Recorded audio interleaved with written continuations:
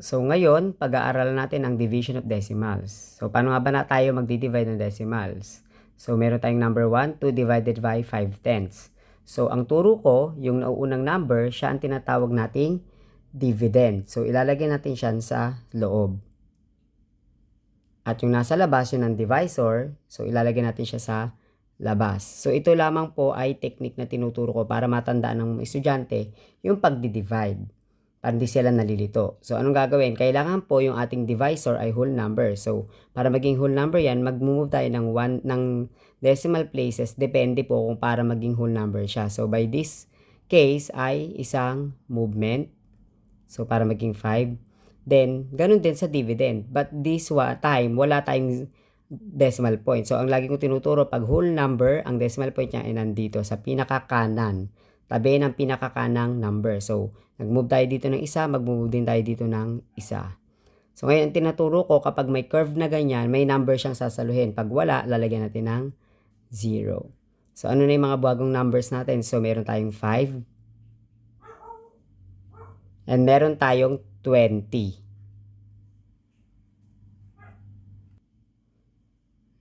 Now, let's go on with number 2. So, again, yung naunang number, yun ang nasa loob. So, sulat natin 8/10. Then, yung pangalawang number, yun ang nasa labas, yun ay 2/10. Yan. So, ganun pa rin yung proseso. Dapat whole number to. So, i-move natin ng 1 decimal place. Then, ito rin 1 decimal place. So, ngayon, ang bagong numbers natin ay 2 at saka 8. So, pwede natin i-divide. 8 divided by 2 ay 4. So, 4 times 2 equals 8. So, 8 minus 8 equals 0. So, ang ating answer ay 4. Next naman, number 3. Meron tayong 12 hundredths divided by 6 tenths. So, again, yung naunang number ang ilalagay sa loob. Pangalawang number sa labas. So, yan lang po yung technique na tinuturo ko ha. So, ngayon, i-move na natin to ng decimal places. So, meron tayong 1 decimal place lang. Yan. Then, ito, 1 din. Yan. So, ang bago nating numbers ay 6 and then 1 and 2 tenths. So, kung mapapansin niyo, tinanggal ko na yung 0 dito. Bakit? Kasi wala na siyang bearing, wala na siyang value kasi meron namang 1. So, tatandaan kapag ang turo ko, kapag may mga numbers pang 0 dito sa kaliwa niya at ayun na may decimal point, may number na, tatanggalin na yon. So, tuloy natin.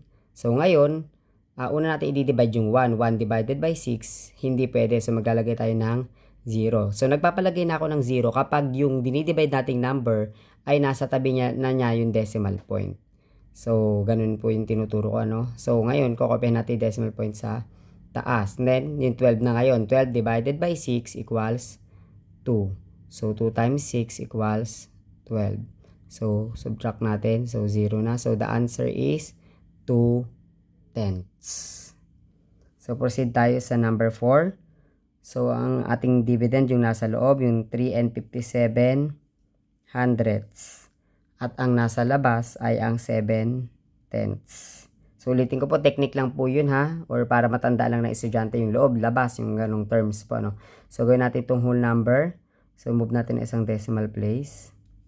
So, ito rin isang decimal place. So, ang bago nating numbers ay 7 and yung 35 and 7 tenths.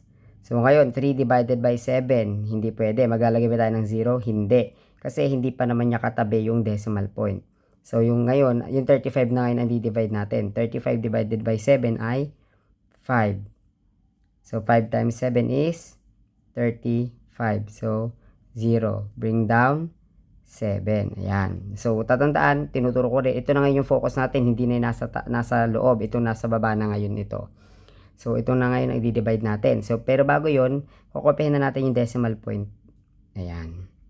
So, 7 divided by 7 is 1. 1 times 7 is 7. So, subtract, ang answer ay 0. So, wala nang number. So, ang answer na natin ay 5 and 1 tenths. So, yun lamang ang division of decimals. So, thank you and God bless.